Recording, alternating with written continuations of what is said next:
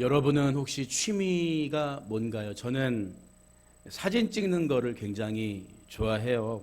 돌아가신 오카는 목사님께서 후배 목사들에게 취미 생활로 사진 찍는 것을 추천하신 적도 있었고, 또 우리 아이들이 한창 크던 때라 어떻게 하면 더 사진을 잘 찍을 수 있을까를 고민하면서 카메라 장비에 대한 관심도 굉장히 많았어요. 그래서 여유가 좀 있을 때마다 렌즈며 삼각대, 가방 이런 것들을 아주 그냥 잔뜩 샀죠.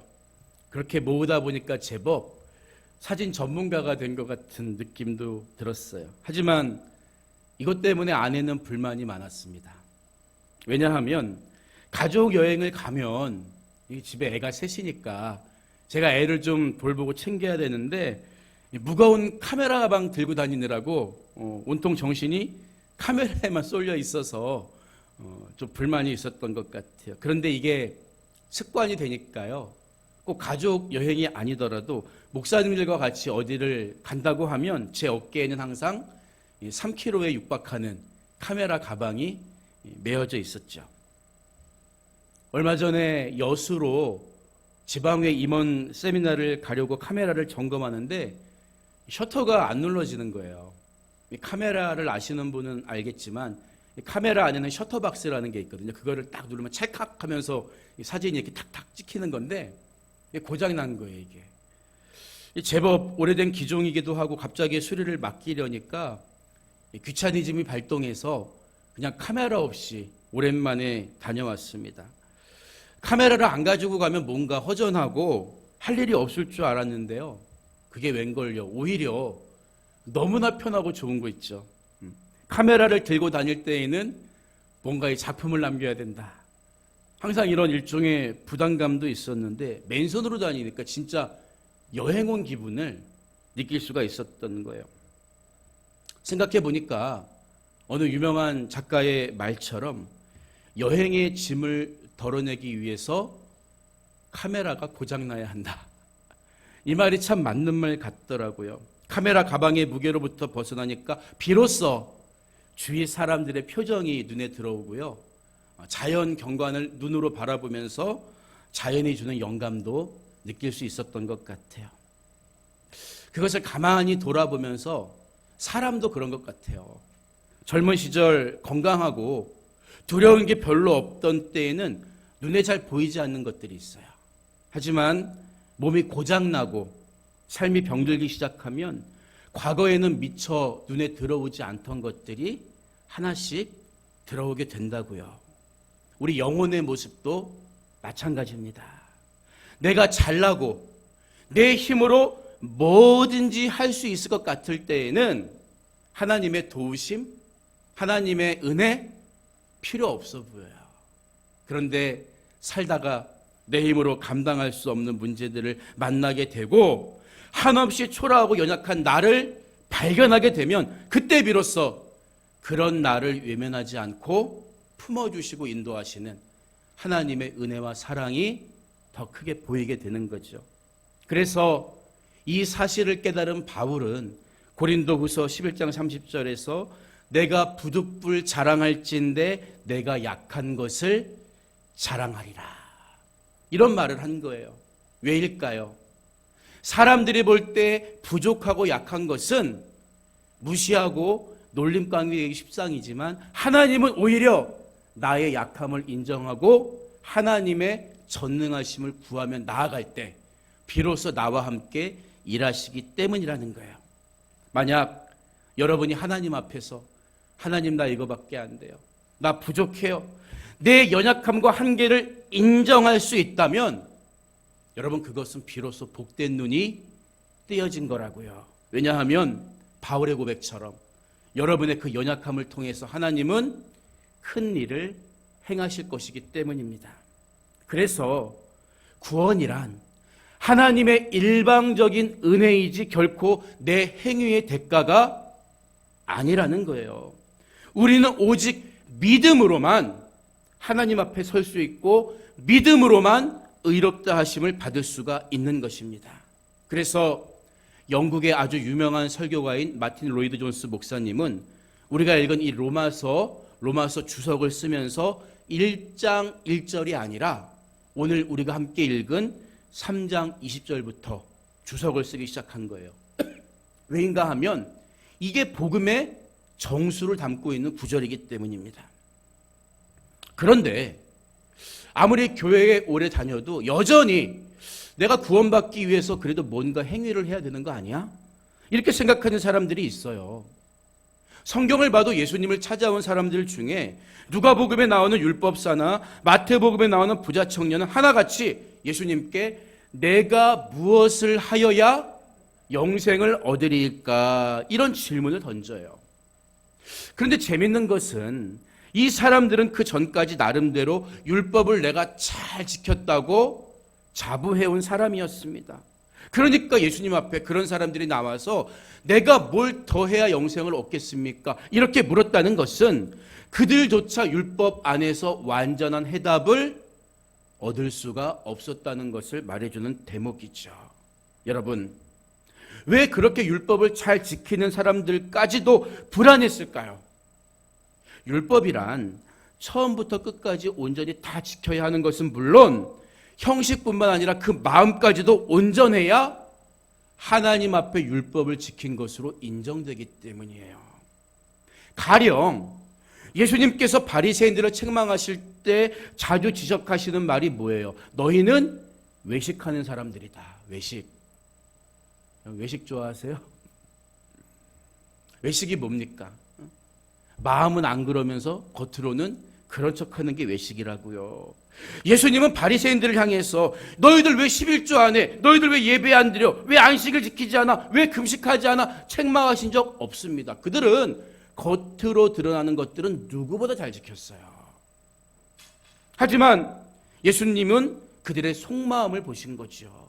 하나님을 경외하지 않고 사랑하지 않으면서 지키는 행위가 하나님 앞에는 의미 없다는 것을 지적하신 거예요. 우리가 하나님 앞에 율법의 행위로 인정받을 수 없는 이유가 여기 있는 것입니다. 겉으로 우리가 아무리 경건의 모습을 흉내내도 우리 속마음까지 매사에 하나님의 마음과 합할 수는 없기 때문이에요. 여러분, 그러면 하나님은 왜 인간이 완벽하게 지킬 수 없는 율법을 지키라고 주셨을까요? 굉장히 상식적인 질문을 우리가 던질 수 있잖아요. 그래서 우리는 율법의 출발점을 잘 살펴봐야 합니다. 여러분, 율법은 애초에 하나님이 인간과 상의해서 너희들 이런 것들 지킬만 하니까 지켜라 이렇게 주신 건가요? 그렇지 않아요. 하나님은 일방적으로 율법을 주셨습니다. 왜냐하면 율법이란 인간의 거룩함의 한계를 측정하기 위한 목적이 아니라 너희가 적어도 이것은 지켜야 내 앞에 다가올 수 있어. 죄로 타락한 인간이 다시 하나님 앞에 설 수 있는, 하나님이 보실 때 최소한의 기준이 율법이기 때문이에요. 인간의 지킬 수 있는 능력을 보시고 주신 게 아닙니다.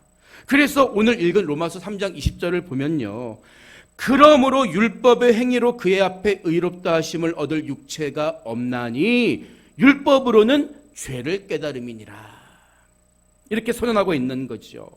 율법을 주신 진짜 목적이 무엇이라는 거예요? 율법을 들으면서 저거 지킬 수 없는 나의 죄성, 나의 한계를 보라는 거죠. 누가복음 15장을 보면 우리가 잘 아는 돌아온 탕자의 비유가 나와요. 우리 학생들도 탕자의 비유 들어봤죠. 그런데 우리가 아는 이 비유 속에서 꼭 기억해야 하는 한 사람이 있어요. 아버지도 알고 탕자도 아는데 또 한 명의 등장인물이 있죠. 누굽니까? 형이에요, 형. 돌아온 탕자의 형. 그는 아버지가 재산을 가지고 나가서 다 탕진하고 돌아온 자기 동생을 용서하는 것도 모자라서 잔치를 벌이는 것을 납득할 수가 없었어요. 아니, 아버지, 평생을 아버지 곁에서 종처럼 일하고 충성을 다해온 나를 위해서는 염소 새끼 한 마리 잡아주지 않고 저 탕자, 아버지 재산 가지고 나서 탕진한 저 동생을 위해서는 잔치까지 벌여주시네요. 그래가지고 입이 그냥 주전자처럼 나와가지고 잔치집에 들어가지도 않고 밖에서 멀찍이 서 있잖아요. 여러분이 형의 모습 보면 뭔 생각이 드십니까? 그런데요, 유대교 출신이었다가 유대인이었다가 예수님을 믿은 사람들을 메시아닉 주라고 그러거든요. 예수님 믿는 유대인들이에요. 오늘날도 있어요. 그들은 어려서 율법을 굉장히 많이 듣고 지켰던 사람이잖아요. 그런데 율법에 정통한 그 메시아닉 주, 유대인 출신 그리스도인들은 이 비유를 들으면서 아하, 이 비유에 나오는 형의 역할을 가리켜서 그게 바로 율법의 기능이다. 이런 의미 있는 해석을 들려줍니다. 무슨 말인가 하면요, 동생이 아버지로부터 받은 용서와 은혜와 사랑의 분량을 정확하게 알기 위해서는 옆에서 아니 어떻게 저런 놈을 용서해 주십니까? 아니 어떻게 저런 자식을 위해서 잔치를 벌여 주십니까? 정죄하는 그 형의 목소리가 필요하다는 거예요. 그냥 아이고 우리 자식 이런 사랑만 가지고는 은혜의 분량을 몰라요. 그러나 죽을 수밖에 없는 죽어 마땅한 죄의 분량, 공의라고 하지요. 이 율법의 기능을 통해서 우리는 하나님께 받은 용서와 사랑의 분량을 알 수가 있다는 거예요. 여러분, 그래서 내가 하나님 앞에 얼마나 용서받지 못할 죄인인가, 율법을 통해 내가 죽을 수밖에 없는 죄의 분량을 알 때 나를 용서해주고 사랑해주신 구원의 은혜가 얼마나 큰지 알 수 있는 거예요. 카메라 얘기를 한 가지 더 하면요, 어릴 적에 우리 아들이 제 카메라 들고 다니다가 떨어뜨렸어요. 저는 가만히 있는데 옆에서 우리 집사람 얼굴이 사색이 돼요. 왜? 저거 분명히 아버지한테 디립다 맞을. 제가 근데 그날 아이들을 사랑해야지. 그래서 용서해 줬다는 거 아닙니까? 근데 아들은 지가 받은 용서의 분량을 모르는 겨. 왜? 꼬맹이가 카메라가 얼마나 비싼지 모르니까. 마찬가지예요, 여러분. 율법을 통해서 내가 죽을 수밖에 없는 죄인이라는 것을 알 때 우리는 진짜 내가 받은 구원의 은혜가 얼마나 큰지 감사할 수가 있다는 거예요. 이처럼 하나님은 우리에게 율법을 주셔서 죄를 가르쳐 주시고 다시 은혜의 길을 통해서 죄의 문제를 해결받고 하나님께로 돌아갈 수 있는 방법을 주셨다는 거죠. 여러분, 그렇다면 우리는 어떤 방법으로 하나님께 다시 돌아갈 수 있을까요? 먼저 21절 전반부를 보면요, 이제는 율법 외에 하나님의 한 의가 나타났으니 이렇게 말하고 있어요. 말씀드린 것처럼 율법으로는 죄를 이기지 못하고 죄에 대해 깨달을 수 있을 뿐이었습니다. 그래서 본문은 율법 외에, 이제는 더 이상 율법을 통해 하나님께 나아가는 것이 아니다, 율법 외에 새롭게 주어진 하나님의 의에 대해서 설명해 주고 있죠. 조금 더 쉽게 읽을 수 있는 공동번역 성경을 보면 이 구절이 그러나 이제는 하느님께서 인간을 당신과 올바른 관계에 놓아주시는 길이 드러났습니다, 이렇게 번역되어 있어요. 여러분, 성경을 읽다가 조금 의미가 모호하거나 어려우면 공동번역이나 표준 세번역을 보면 의미가 좀 더 이해하기 쉽습니다.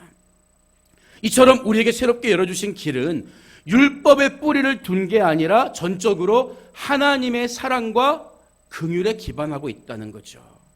그런데 본문 21절 후반부를 보면 이런 하나님의 의에 대해 계속 뭐라고 말하죠? 율법과 선지자들에게 증거를 받은 것이라.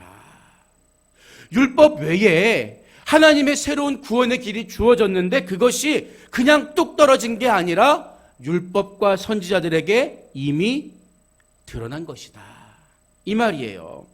무슨 말이냐 하면 하나님은 인간이 율법을 못 지켰기 때문에 갑자기 구약시대 방법으로는 안 되겠다, 다른 구원의 길을 열어주신 게 아니라 애초에 처음부터 우리 인간을 이런 방법으로 구원하시기로 작정하셨다는 거죠. 우리가 이 구절을 잘 이해해야 하는 이유는 신약뿐만 아니라 구약까지도 모든 성경은 예수 그리스도를 통한 유일한 구원의 길을 일관성 있게 말하고 있기 때문입니다.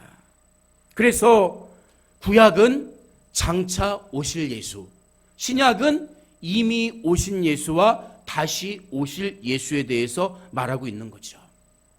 여러분, 그런데 상식적으로 예수님이 2000년 전에 이 땅에 오셨을 때 그들에게 주어진 성경은 뭐가 전부였을까요? 신약이 있었을까요? 예수님이 이 땅에 오셨을 때 그때는 구약이 성경의 전부였습니다. 장차 오실 예수에 대한 기록이에요. 그런데 구약의 핵심 하면은 토라라고 하는 모세 오경, 창세기, 출애굽기, 레위기, 민수기, 신명기 5권이죠. 지금도 유대인들은 이 토라, 모세 오경을 제일 중요시 여겨요. 그런데 모세 오경에서 가장 많이 다루고 있는 주제가 뭘까요? 그것은 바로 성막에 관한 이야기입니다. 출애굽기는 성막을 이렇게 만들어라 하는 이야기가 중심이죠. 물론 출애굽한 이야기도 나오지만 광야에서 하나님은 출애굽의 백성들에게 성막을 이렇게 만들어라 가르쳐 주세요. 레위기는 그 성막에서 제사를 어떻게 드리냐에 관한 얘기지요. 민수기는 성막을 쳤다가 뜯어가지고 누가 뭘 들고 가고 어떻게 성막을 날라야 하느냐, 여기에 관한 이야기라는 거예요. 하나님이 시내산에서 계명을 주신 다음에 어디 이 계명 잘 지키나 보자, 이 율법들 잘 지키나 보자, 이렇게 기다려주지 않으세요. 그리고 곧바로 성막을 이렇게 만들어라, 이런 말씀을 하십니다. 왜였을까요? 성막의 가장 큰 기능이 뭔지 아세요? 바로 죄를 지은 인간이 그 죄의 문제를 해결받는 기능입니다. 피 흘린 제사를 드리는 거예요. 죄 지은 인간이 다시 하나님과 화목하게 될 수 있는 유일한 장소가 성막이었다는 거예요. 우리 인간은 죄를 지어서 죄인이 아니라 죄인이기 때문에 죄를 짓는 존재지요. 죄의 값은 사망이기 때문에 내 죄를 대신해서 누군가 피 흘려 죽어야만 사함이 있다는 것을 하나님은 성막이라는 장차 오실 예수 그리스도에 대한 모형을 통해서 가르쳐 주셨다는 거예요. 그러니까 예수님이 요한복음을 보면 당시 토라를 달달 외고 있는 유대인들에게 뭐라고 말씀하십니까? 요한복음 5장 39절을 보면 너희가 성경에서 영생을 어느 줄 생각하고 성경을 연구하거니와 이 성경이 곧 내게 대하여 증언하는 것이니라. 예수님 당시 성경은 뭐라고요? 구약의 가장 중심은 모세 오경. 모세 오경의 핵심 내용은 성막. 그 성경이 곧 나에 대해 증언하는 것이라고 예수님 자신이 가르쳐 주신 거예요. 그래서 성막은 물론 미가나 이사야 같은 예언자들이 장차 오실 메시아가 어떤 분인가에 대해서 기록했던 거죠. 그렇다면 이렇게 성경에 미리 약속된 하나님의 의를 누리기 위해서, 증거된 하나님의 의를 나의 것으로 삼기 위해서 우리에게 필요한 게 뭘까요? 이게 정말 중요한 핵심이잖아요. 22절 전반부를 보면요, 곧 예수 그리스도를 믿음으로 말미암아 모든 믿는 자에게 미치는 하나님의 의, 이렇게 이야기하고 있어요. 타락한 우리 인간이 처음 창조되었던 하나님의 형상을 회복하는 길은, 하나님의 의를 이루기 위한 길은 2가지 조건이 필요하다는 거예요. 한 가지는 말씀드렸던 것처럼 성경에 예언된 하나님의 구원의 계획입니다. 이 조건이 갖춰져야 되는 거예요. 그리고 또 한 가지가 있는데 그게 뭐라는 거예요? 그 계획에 동참하는 우리 인간의 자발적인 믿음이라는 거죠. 여러분, 가령 소풍 갈 때 물을 싸들고 갑니다. 그렇죠? 물을 싸들고 가려면 어떻게 해야 돼요? 물을 싸들고 가려면 물만 있으면 됩니까? 물만 있으면 돼요? 아니죠. 그 물을 담을 수 있는 물병이 있어야 되는 거예요. 예를 들면 우리의 믿음이 물이라면 하나님이 이미 예언대로 행하신 구원의 계획은 우리 믿음을 담는 병과 같다는 거예요. 그런데도 사람들은 믿음으로 의로워질 수 있다든지 믿음으로 구원받는다는 말을 오해합니다. 어떻게 믿음만 가지고 천국에 들어갈 수 있겠냐고 따져요. 여러분, 그러나 이것은 하나님이 율법과 선지자들을 통해서 이미 하신 일에 대해서 모르기 때문이에요. 또는 인정하지 않기 때문입니다. 말씀드린 것처럼 하나님은 우리가 믿음으로 구원받을 수 있는 조건들을 이미 다 이루어 놓으신 거예요. 그래서 구약의 선지자들을 통해서 당신이 하실 일에 대해 먼저 기록하게 하셨고, 정말 그 약속대로 하나님의 독생자를 이 땅에 보내서 우리 죄 대신 십자가에서 죽게 하셨습니다. 따라서 정확하게 이야기하면 믿음이란 하나님이 나를 구원하기 위해 예수님을 통해 하신 일을 믿는 거예요. 이해가 되세요? 제가 교회에 있다가 저녁에 집에 들어갈 때쯤 되면 아이들이 한참 배고플 시간이 돼요. 그러면 엄마에게 우리 가족 단톡방이 있는데 카톡으로 치킨이나 떡볶이를 사달라고 해요. 그러면 이제 엄마가 알았다고 하죠. 그럼 더 이상 말이 없어요. 조금 뒤에 집으로 음식이 배달될 것을 알고 기다리는 거예요. 이걸 가지고 복잡하게 엄마 진짜 음식점에 주문하면은 그분이 내가 주문한 그 텐더롤을 잘 만들어 줄 거야? 따지지 않습니다. 혹시 배달부가 우리 집 주소 잘 모르는 거 아니야? 물어봤어 우리 집 아느냐고? 확인하지 않아요. 엄마가 알겠다 하면 그 말을 그냥 믿는 거예요. 왜요? 엄마가 복잡한 건 다 알아서 하실 것이기 때문에 자기가 하는 것은 구하고 그저 믿는 거고 기다리는 것을 인정하기 때문입니다. 마찬가지라는 거예요, 여러분. 비유가 좀 거칠지만 우리가 하나님을 믿는다는 말의 의미는 하나님은 전능하시다, 그분은 신이시다, 단순히 이거 인정해드리라는 의미가 아닙니다. 물론 그런 뜻도 있겠지만 더 중요한 것은 하나님은 일하고 계신다. 어떤 일? 나를 사랑하시고 나를 구원하기 위해서 하나밖에 없는 독생자를 주셨다는 것을 우리가 믿는 것을 가리켜서 믿는다고 말하는 거예요. 그냥 하나님은 높은 분이시다. 하나님은 전능하신 분이시다. 이거 믿는다고 구원받는 게 아니라 하나님이 나를 위해서 성경에 약속된 대로 이미 독생자 예수를 주셔서 내 모든 죄를 지고 십자가에서 죽게 하셨다. 그걸 믿는 게 의롭게 되는 믿음이라는 거예요. 우리가 율법을 통해서는 도달할 수 없었던 하나님과의 올바른 관계에 이를 수가 있다고 성경은 우리에게 말하고 있는 거죠. 이처럼 구원이란 믿어야만 의롭게 되는 일종의 신비한 사건이 된다는 거죠.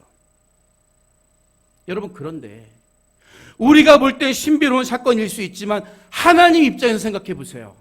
하나님 입장에서는 우리를 의롭다 하시기 위한 대가로 이미 하나밖에 없는 아들을 지불하셨다고요. 그렇기 때문에 여전히 나의 행위가 부족해서 구원받았는지 모르겠다고 대답하는 것은 겸손한 게 아니에요. 아들까지 아끼지 않고 주신 하나님이 이루신 일을 어떻게 보면 무시하는 거예요. 내가 행위가 없어서 구원받은지 모르겠다고 하는 것은, 죽어봐야 알겠다고 하는 것도 솔직한 게 아니에요. 구원에 필요한 조건은 성경의 율법의 선지자들 통해 이미 약속하신 대로 하나님이 그 아들 예수를 통해서 십자가에서 다 이루었기 때문입니다. 그러니까 예수님이 십자가에서 운명하실 때 뭐라고 말씀하세요? 마지막에 다 이루었다. 다 이루었다. 우린 그걸 믿는 거예요. 구원은 죄 가운데에서 멸망할 수밖에 없는 나를 향해 주신 하나님의 비장한 선물입니다. 여러분이 누군가에게 선물을 주는데 그 사람의 공로가 있습니까? 아니요. 내가 고르고 포장해서 갖다 주는 거예요.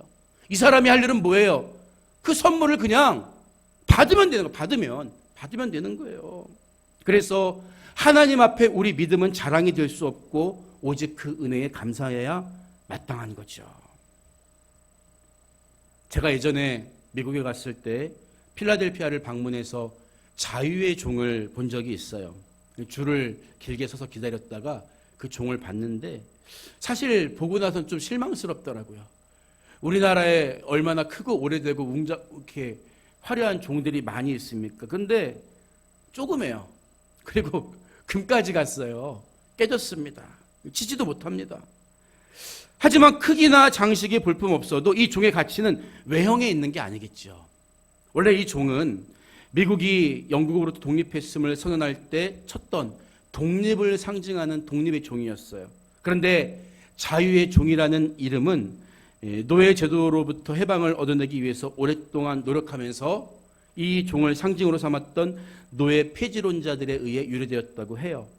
그렇게 열심히 노력한 결과 미국의 노예 제도는 1862년에 폐지됩니다. 굉장히 오래전에 폐지된 거예요. 하지만 차별과 멸시에 기초한 흑백 분리 정책은 1950년대까지도 흑인들의 삶을 올가맸죠. 그래서 흑인이 앉는 자리, 백인이 앉는 자리가 따로 있었어요. 그때 로사 파커라는 흑인 여성이 버스에서 백인에게 자리를 양보하지 않았다는 이유로 경찰에 연행되기도 하죠. 그것이 기폭제가 되어서 마틴 루터킹 목사님의 인권운동이 일어났고 마침내 1964년 노예 폐지, 노예 해방이 선언된 지 100년이 지나서 흑인에 대한 완전한 법적 차별 철폐가 이루어졌어요. 100년이 더 걸린 거죠. 하지만 지금 미국 사회에 차별이 없을까요? 아니에요. 흑인뿐만 아니라 황인, 히스패닉 계열 인종에 대한 차별은 세계에서 가장 잘 살고 가장 자유롭다는 나라에조차 여전히 횡행하고 있다는 거죠. 여러분, 그렇지만 오늘 성경을 보면 믿음으로 의로워지는 하나님의 의에는 절대 차별이 없다고요. 본문 22절을 계속해서 보면요, 곧 예수 그리스도를 믿음으로 말미암아 모든 믿는 자에게 미치는 하나님의 의인이 차별이 없느니라. 오래전 예수님을 믿은 사람이든 죽기 전에 십자가에서 예수님을 진심으로 믿은 사람이든 이 구절은 죄의 노예가 된 모든 우리 인간들에게 해방 선언문과 같은 귀한 말씀이 된다는 거예요. 율법의 행위로 하나님의 거룩하심 앞에 나아갈 수 없었던 우리 인간이 믿음으로 의로워질 수 있게 되었습니다. 이것은 갑자기 뚝 떨어진 게 아니라 이미 성경을 통해서 구약의 선지자들과 성경을 통해 미리 약속되어 있었던 사실입니다. 예수 그리스도를 믿을 때 우리는 유일하게 의로워질 수가 있는 거예요. 이 믿음 안에서 어떤 문제를 만나도 자유롭고 담대하게 살아가는 여러분이 되시기를 주님의 이름으로 축복합니다. 믿음으로 의로워지는 게 신앙의 놀라운 신비요. 오늘 말씀을 마무리합니다. 작년에 국토교통부가 운영하는 자동차 관리 정보 시스템 발표에 따르면 우리나라 자동차 보유수는 인구 2.2명당 한 대라고 해요. 가구수가 아니에요. 두 사람당 차 한 대예요. 굉장히 많죠. 그러니까 당연히 주차 문제도 심각하게 따라옵니다. 예전에 제가 살던 다세대 주택이 있는 동네도 예외는 아니었어요. 그런데 그때 우리 아랫집에 사는 할아버지가 매일 리아카에다가 박스 플라스틱 주워와서는 주차장 그 2대밖에 못 되는 조그만 주차장 입구에다가 이렇게 세워두는 거예요. 쌓아두는 거예요. 이 문제 때문에 이웃들과 고성도 여러 번 오고 간 적이 있었는데 그때마다 이 할아버지 하시던 말씀이 잊혀지지 않아요. 리어카는 카 아니냐? 그러면서 자기 울타리를 견고하게 지키고 있는 게요. 그냥 전 그걸 보면서 야, 리어카도 카지. 근데 그것보다 이 박스로 이렇게 벽을 쌓아놨어요. 아무리 작은 울타리도 남이 그거 손대니까 싸움 나는 거예요. 사람들은요, 내가 만든 기준, 내가 만든 울타리, 남이 허무는 거 절대 원하지 않아요. 그런데 우리 하나님께서는 당신이 만드신 율법이라는 울타리를 기꺼이 허무십니다. 왜요? 율법으로 의로워질 수 없기 때문에. 누구든지 믿음으로 구원의 문에 들어갈 수 있도록 허락해 주신 거예요. 하나님은 자신이 직접 만드신 율법을 통해서 우리 인간의 연약함과 죄성을 깨닫게 하셨을 뿐만 아니라 죄로 막혀버린 담을 허시고자 기꺼이 당신의 하나밖에 없는 독생자를 내어 주셨습니다. 하나님은 절대 나를 포기하지 않으세요. 내가 주님을 그리스도로 고백하기 전에 이미 십자가에서 쏟으신 그 피로 우리에 대한 당신의 진실한 사랑을 보여주셨던 그분은 내가 하나님을 믿은 다음에 나를 떠나시겠습니까? 아니요. 내가 믿기 전에도 나를 위해 피를 흘리셨는데, 내가 그분의 자녀가 되었는데 하나님이 나를 떠나가시겠어요? 여러분, 그래서 내가 연약하다고 생각할 때가 다시 하나님 바라볼 때입니다. 내 힘으로 할 수 없는 문제를 만났을 그때가 이제 하나님이 일하시도록 다시 무릎 꿇고 기도할 때입니다. 믿음으로 의롭다 하심을 얻은 우리 모두는 하나님의 귀한 자녀가 되었다는 것을 기억하면서 이제는 두려움 없이 그 영광에 합당한 삶을 살아가는 여러분 모두가 되시기를 주님의 이름으로 축복합니다.